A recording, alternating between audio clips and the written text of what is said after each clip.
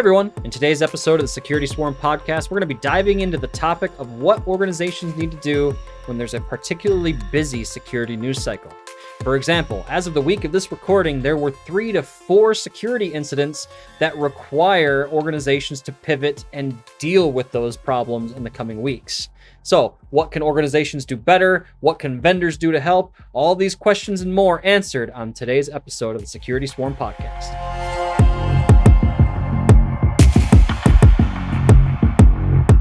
Well, everyone, welcome back for another episode of the Security Swarm podcast, the podcast that brings you the insights and expertise straight from the security lab here at Hornetsecurity. As always, my name is Andy Serwich, and with me, I've got a good friend of mine today, Eric Siron. How's it going, my friend? Doing well. How are you? Doing good. Hey, it's been an interesting week for security, that's for sure. And I mean, we're not going to focus on the week's news in this episode, but more so just use it as an example. Kind of what I want to focus on today is, how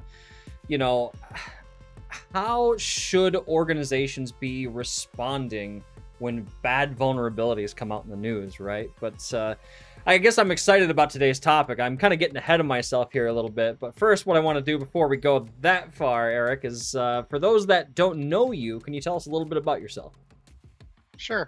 So I've been working in IT since late 90s, and I have mostly been doing server administration through the bulk of it.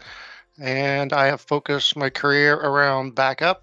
And ever since becoming an MVP with Microsoft, I've been really locked in on Hyper-V and small businesses. And I've recently opened up and trying to connect with people who want to get into this industry and aren't really sure how or don't have the resources. That sounds fantastic. And just one thing I want to clarify on really quick is you do work for a medical organization, right? You have to say which one, but you do work for the medical industry. I do. Doing IT. And in the past, I've worked for lawyers and doctors and insurance agencies and dentists, all sorts of things. Yep. So varying degrees of security across all those different industry verticals, right? Which takes me back to my MSP days and kind of the same thing, right? Some medical offices, some manufacturers, it's some organizations you walk into and the security is laughable, for lack of a better term, but other organizations you walk in there and you're pleasantly surprised. You're like, hey, you guys got it going on. You're doing all the right things, right? So absolutely. That industry experience across different verticals definitely is helpful when we're talking about security. But again, like I said, I want to focus on this episode, focusing on what should organizations be doing when there's a crazy week in terms of the security news cycle, right? So, for example, to just kind of create a baseline here. So, as of the week of this recording, we've kind of had 3 pretty major announcements or disclosures, I guess I would say, in the security space. The big one I want to talk about is the Outlook vulnerability that was just disclosed this week. That is CVE-2023-23397, if I remember correctly. Basically, what this vulnerability does, for those that aren't aware, is it amounts to a zero-click exploit that leaks the target user's NTLM v2 hash. So their credentials, basically, right? And how this is done is I never knew, but when you send a message, when you send a meeting invite, you have the option of defining like a custom meeting reminder sound, right?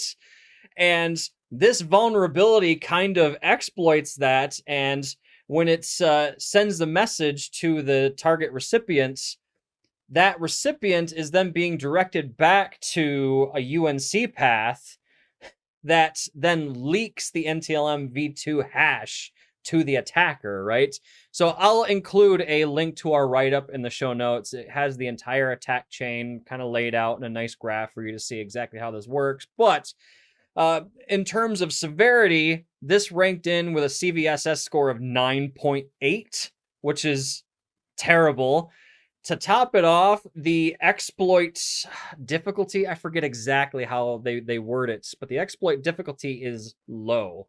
and there's already been reports of this being used in the wild across the globe. So this is a bad one, right? I mean, this is like, you know, what do they say? 5 alarm, 4 alarm fire? I forget exactly what the saying is, but it's like the house is burning down and it is not okay, right? Is kind of how I would rank this one. So that's just one example. Another example that happened this week is the Emotet botnet is back. That botnet had been largely quiet since December, and as of this recording, it's March. So we saw a reemergence of that botnet. The botnet traditionally functions by spreading its malware via email. Once the malware lands on the user's machine, it starts scanning through the user's Outlook and can start injecting itself within the communication stream of that user with other recipients in their sent folder, right? So it's really malicious in that way, and it kind of adds an air of legitimacy to the spread of that particular piece of malware, right? So by and large, it's mostly the same, but there's a couple of key differences we saw. For example, it's leveraging zip files. The zip file is around 500K, but it inflates to a 500 megabyte Word document. And the reason being is most security scanners in the industry have a hard time scanning attachments that are fairly large, right? So that's an evasion technique. But the other thing that we're seeing is it's kind of changed once the payload is on the machine, it's kind of changed the next step of the attack chain. It used to leverage macros in Office almost exclusively, right? Which is a problem now because Microsoft locked down macros in Office, right? Which, fantastic move, super great. But they've kind of gotten clever, the attackers, because in this Word document, they fashioned it to look like a legit Office system message at the top of this document that says, hey, in order to get the full functionality of this document, please copy this file gives you the path of several different locations to the Office templates folder. And then once it's in the templates folder, macros work, and boom, there's the payload, right? So that's example 2. There's example 3. There's QuakeBot.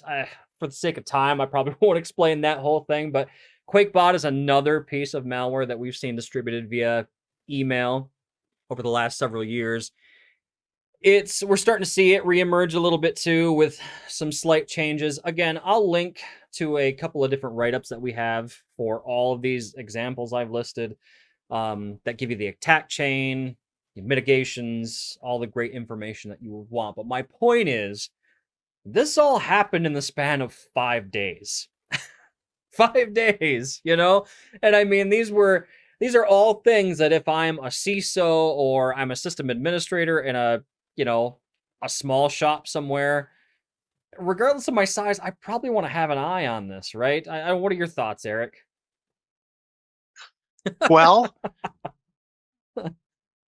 we always have our eyes open because ransomware is really such a pervasive problem that we cannot ever stop being vigilant, if that makes any sense. Yeah. So we're always watching the CVEs. We're always watching the patches. So your organization specifically, sounds like you guys are always watching that stuff, it sounds like. We are, and we are fortunate to have, a dedicated security office. So Gotcha. we have people who can do that much more often than I can.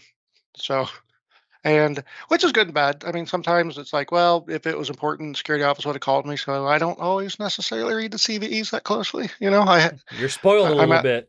I am, but I'm out on MITRE.org just like everybody else is. But Right.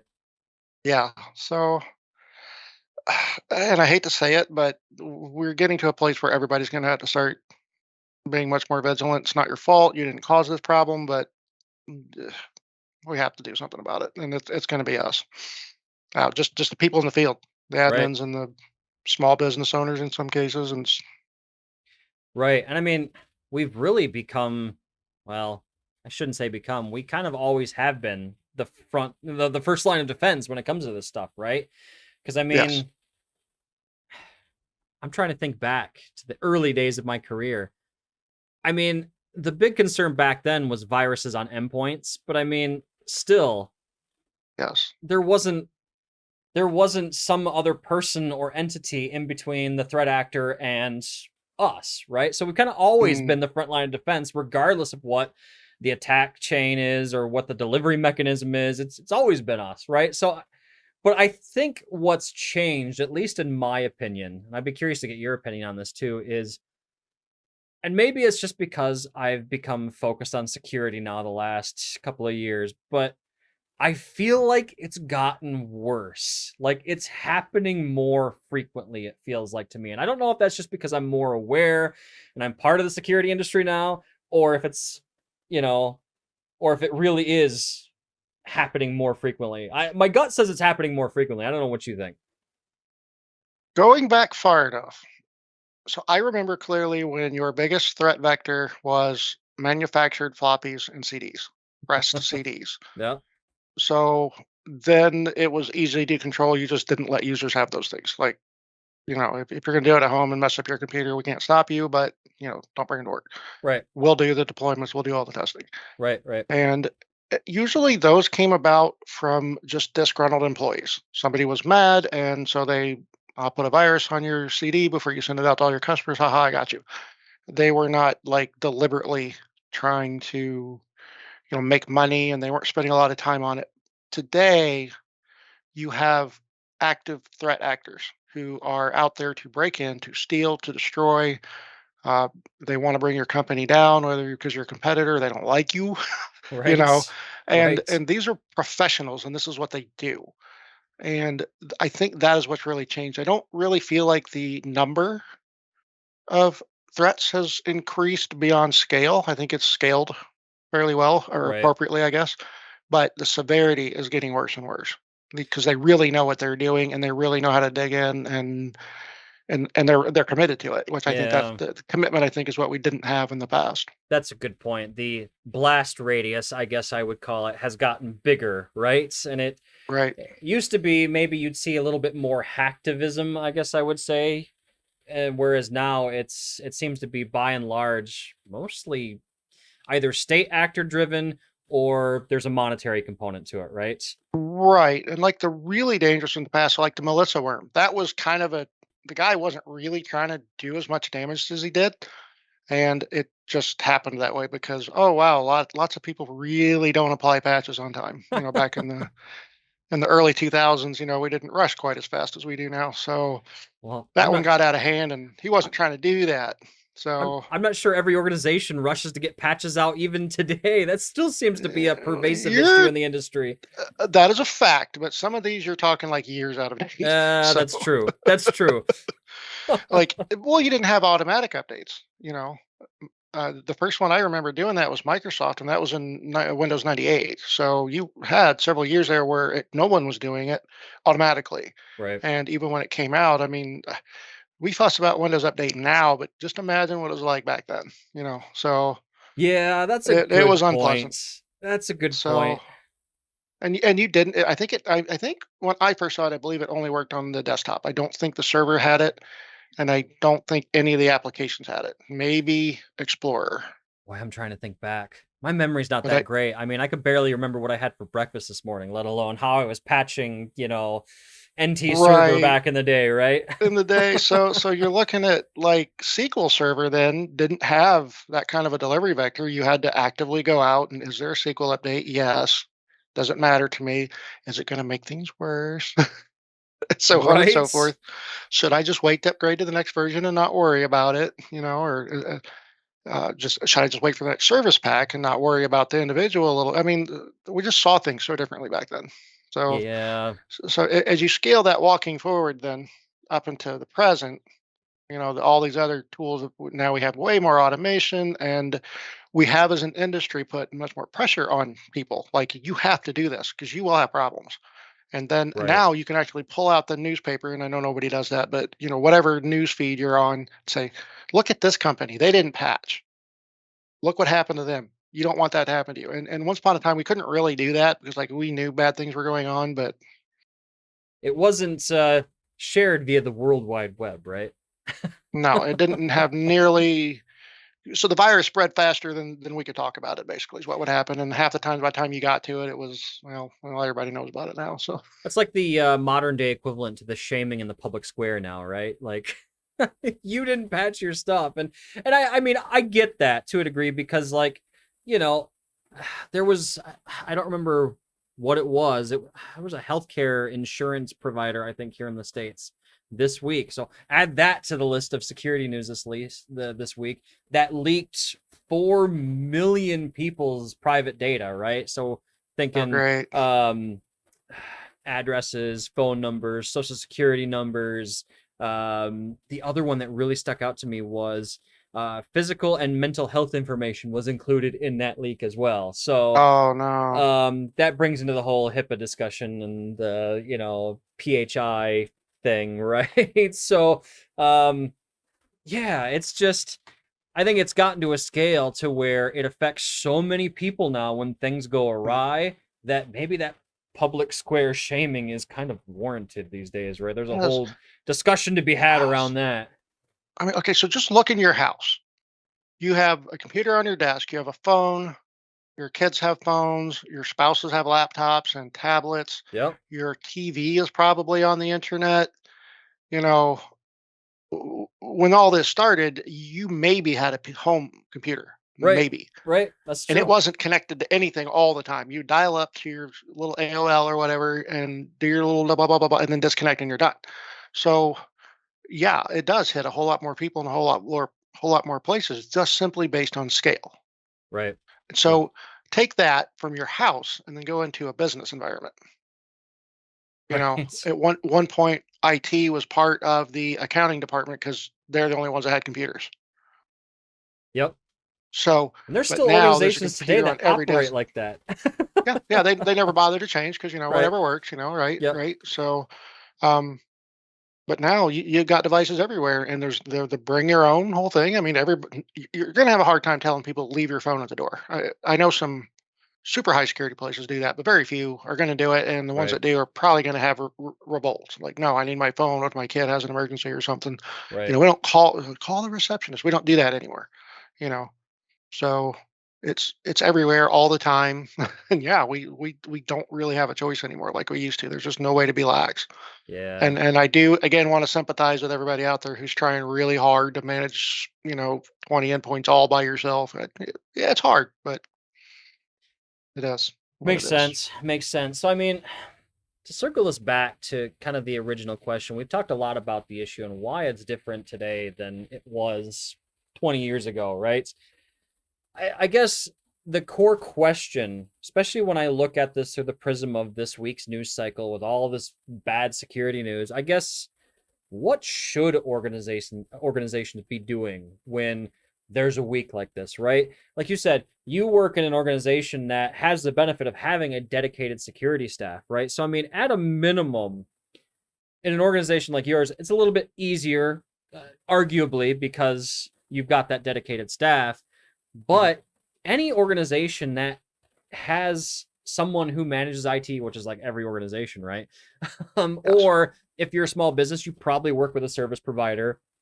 Right. Someone needs to be keeping track of the pulse of the security industry, know what's going on, have at least a general inventory of all the different pieces of software in the environment, different pieces of hardware, and then respond accordingly should something happen that Right. falls within that defined inventory list, right? At a minimum, I think that's what most organizations need to be doing. I don't know if there's anything you would add to that.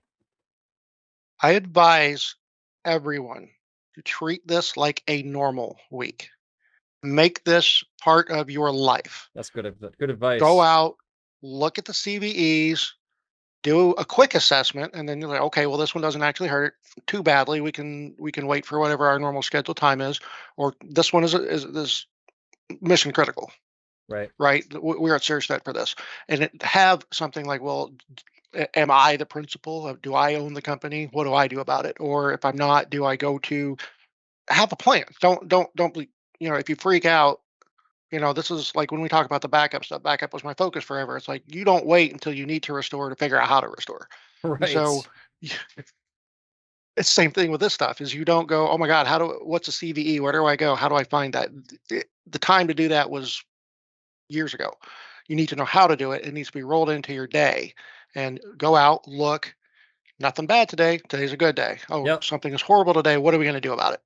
that's true. That's good So, advice too, because what we've found is that the from the time a new exploit is discovered to the time that it's actually being exploited in the wild has it happens way more rapidly now than it used to. So yes, that window that you have to actually implement the fix or the mitigation has shrunk considerably over the last couple of years. right, right. So that's one issue we see. Yeah, like you said, I think that's great advice you gave in that checking those CVEs just should be like, an everyday thing. And like you said, if there's nothing today, today was a good day, right? And I've just seen way too many situations where, somebody, you know, the recent VMware ESXi vulnerability comes to mind.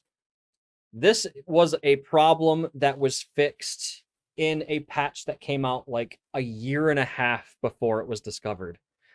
Right. Now, I've sat in the infrastructure administrator seat before. I get it. I know how difficult it is to get patching windows sometimes, but you either need to make the time for it, it needs to become a priority in your organization, or at the very least, you need to keep an eye on these CVEs and at least look at the possible mitigations and put a mitigation Hmm. in place that will Yes. work until you can actually get the patch installed. So, for example, this Outlook vulnerability that we were talking about earlier. Hmm. So it utilizes a UNC share, right? So it's using SMB over what port 445. A mitigation exists in that you just turn off outbound 445 access for your network, and Hmm. nobody can reach that UNC share for the Yep. authentication process to fire off, right? So that's an Right. effective mitigation until you can get that patch in place on your entire fleet. And maybe that's what some larger organizations have to do, because I mean, you might have an organization that has, 40,000 endpoints that they have to patch, right? I mean, Right. But yeah, really, truly, honestly, it is everyone needs to do that, because that's a simple fix. It's probably not going right, to break anything that you care about, and if it does, you'll know right away. right. But you also know that you're protected. So, like, since we've already pulled VMware into the discussion, let's remember they have become one of those companies where people are gun shy to apply the patch, Right. because it may fix a problem that you didn't have and introduce a whole lot that you didn't want. Right. And it's sad to say. I mean, it's kind of just as viruses are spreading all quickly. Now all of a sudden, all these vendors are shotgunning these patches out without really fully regression testing them. You know, Right. because and I don't want to shame them too much either.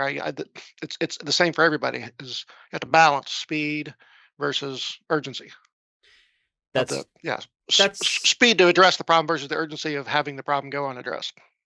that's a good point, because one of the questions I kind of wanted to make sure we talk about as part of this discussion is like, what can vendors be doing better to help with this problem? And I would definitely bring up quality control of patches as part of that conversation, but you do bring up a very valid point in that I think because vendors have had to speed up that process of releasing patches to fix vulnerabilities, I think quality control has suffered a little bit because of that. And like you said, it's a balancing act, right?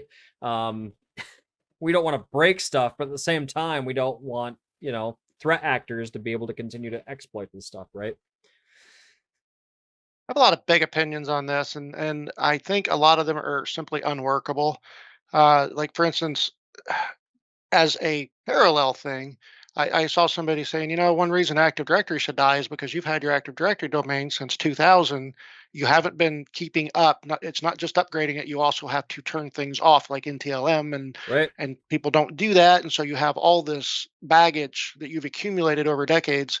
And so this guy's answer is like, "Well, just throw 80 out." And I'm like, I'm not going to go that far, but Right. it wouldn't hurt to take some fairly radical changes, like let's build a new domain and migrate to it.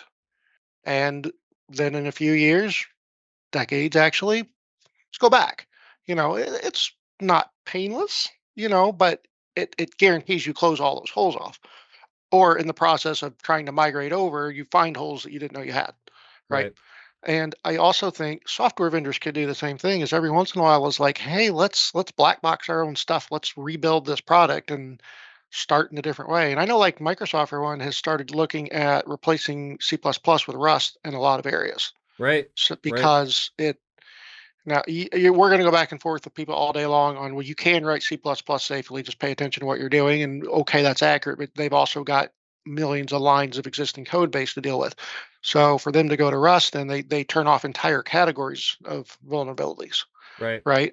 So it's a big undertaking, but maybe it's worth it. Yeah, that's a good point. That's a good point. And I mean, I guess I also look at it for like from another news perspective, the US government's recent stance on like, hey, I forget exactly what the wording from the White House was. It was something along the lines of, we're going to put the burden of cybersecurity on the shoulders of those who are most prepared to combat or to tackle that, right? Meaning, it sounds like they want to put more responsibility for security incidents on the software vendors, right? Which there's a whole debate to be had about whether that's a good thing or a bad thing. That's not what we're doing in this particular episode. But I think it highlights the fact that this has become such a problem, right? The security aspects we've been talking about today with vulnerabilities, exploits, and the ultimate responsibility of the vendor and the patching process. It's risen to a level, from a visibility perspective that it's now on the White House's radar, right? So it just kind of, like I said, my whole point here is it just speaks to how large of an issue this has become in Oh, the absolutely, everyday news absolutely. cycle, not just the security news cycle, but the everyday news cycle. And I'm not sure how deep into this you are. I believe it's the NSA that publishes the Ghidra project, which is for reverse engineering, and because they use it to tear into malware and see what it's doing and trace it back. That's the project. That's the product that they use. They Right. own it and they distribute it for free. So yeah, I mean the government is knee deep in this stuff, Yep. and because part of it is they're also one of the biggest targets. We have Yeah. state sponsored threat actors who would love nothing more than get into the Pentagon or the White House or whatever. So yeah, they're they're very deep into it, Definitely and and interested. and and I think they're right. I mean, if you buy a house and you walk in one day and you find out that rats are able to chew up through the floor, then you're going to be mad. Like, you were supposed to put concrete under here, Yep. right? And like, yeah, I can stop the rats from getting in now that I know that they're coming in, but you were supposed to put concrete down. That was your job. You had that job, and you can go back to the. So we can maybe argue on where to draw the lines, but yeah, absolutely, software vendors have a lot of culpability in this, a Right. lot. Right. Yeah. All comes down to best practices in software development, handy and quick patch cycles, and people following through on all of it, all along the chain, right? I guess is how I Mhm. look at it. So Yep. I guess if you want a TLDR, watch those CVEs, look at them daily, know what mitigations you need if you can apply the patch, and then make a plan to apply the patch, right? Right. I guess that's what the TLDR of the episode is. Anything else you want to add before we call it a day on this one, Eric? Just I'm sorry to everyone. I know you didn't do this, but Disclaimer. you just have to do it. I'm sorry. I'm so sorry. You're not at fault, but unfortunately, it falls on you to stop. Yeah, it's one of those things. So part of the job, I guess. So, well, Yes. Eric, I want to say thanks for bringing your knowledge and expertise today. It's been great talking to you as always, and we'll be sure to have you back for a future episode of the podcast. Always Looking good to forward have you, to it. my friend. Thank you. And those of you watching/listening, I appreciate you joining us for the show today. Hope you enjoyed it. Be sure to like, subscribe, all those things. Smash the like button, I think, is what they say in a lot of those YouTube videos, right? Whatever platform you're on, we hope you enjoy the show. Hope to see you again. We'll let you go. Have a great day.